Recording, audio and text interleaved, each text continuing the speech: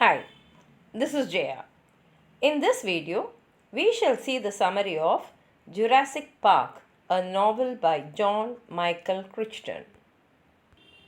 The story starts in late summer of 1989 in Costa Rica, where strange events are unfolding. American expat doctor Roberta Carter treats a construction worker who looks like he was mauled by an animal while building a secretive resort on a remote island. Then, a lizard attacks Tina Bowman, an American tourist, on a beach. Local biologist Dr. Goodrich assures her parents that she encountered a known species of lizard, but he nevertheless sends samples of the creature and a drawing made by Tina to New York City for analysis. Meanwhile, Dr. Alan Grant discovers the complete fossil of a baby velociraptor at his pathological dig site in Montana. A visit from Rob Maris, a lawyer investigating John Hammond and the suspicious actions of his company InGen on his private island near Costa Rica, entraps his work. Morris interviews Grant because he consulted on the resort project a few years before. After Morris leaves, Grant receives two phone calls, one from a lab tech in New York who wants his opinion on the remains from the Costa Rican beach attack, which looks like a well executed dinosaur hoax, and one from Hammond inviting Grant and his colleague Dr. Ellie Sattler to visit the island. With Hammond, Donna Gennaro, fellow consultant Dr. Ian Malcolm, and computer systems analyst Dennis Nedre, Grant, and Sattler arrive on Isla Nublar, where a handwritten sign welcomes them to Jurassic Park, a theme park filled with dinosaurs restructured from the deep past using genetic sequencing and cloning technologies. Hammond's grandchildren, Lex and Tim Murphy, joined the group as park warden Robert Muldoon, chief geneticist Dr. Henry Wu, and chief engineer John Arnold show off the nearly completed park. In the genetics lab, Wu explains the process of extracting genetic material from parasitic bugs preserved in amber, sequencing the DNA, and inserting it into crocodile eggs.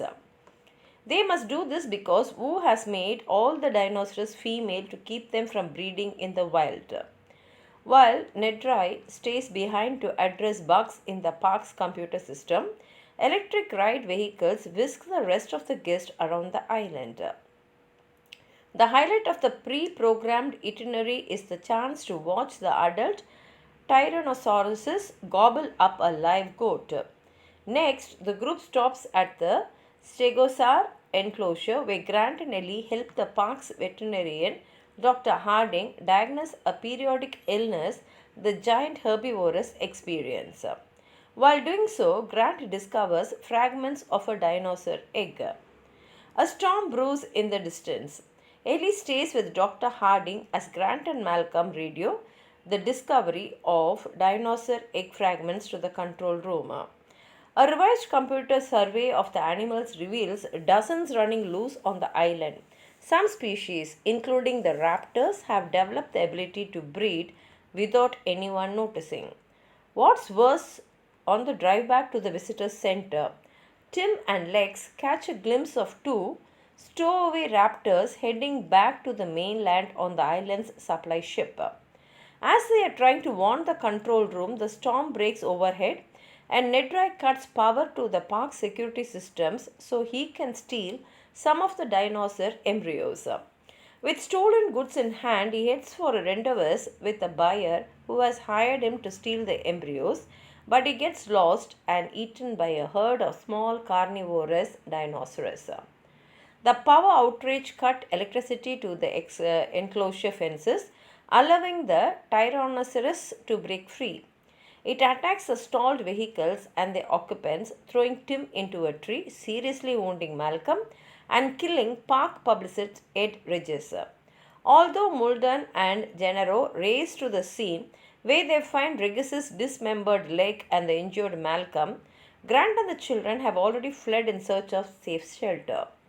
Through the night, Arnold and Wu uncover and begin to undo Nedry's sabotage, while Muldoon Harding and park employees fix the fences and round up escaped dinosaurs. Malcolm spends the night in the lodge tended by Ellie, while Grant and the children find shelter in the sauropod enclosure maintenance hut. In the morning, Arnold restores the park systems with a hard reboot, allowing the control room to watch the escaped adult Tyrannosaurus hunt and kill another dinosaur. Because they are trying to cross the field at the time, Grant and the children get a much closer view of the attack. Desperate to find a way back that affords some protection from the carnivorous beast, Grant finds a raft to carry himself and the children back to the resort on the park's man-made river. They float through the dangerous territories of the park's aviary. The giant pterodactyls are excessively territorial, and the Dilophosaur enclosure. These animals can spit venom. The Tyrannosaur stalks them the whole time until it corners them where the river ends by going over a waterfall into a lagoon. Fortunately, they find a maintenance shed that contains a vehicle and a juvenile wild-bred raptor that Grant tranquilizes and brings along as evidence. Back in the control room, the entire park suddenly goes dark. When Arnold reboots the computers, he forgot to start the main generator. Running on auxiliary power for hours drained the secondary generators, and it means that the enclosure fences have been unelectrified for hours, allowing the park's dangerous raptors to escape.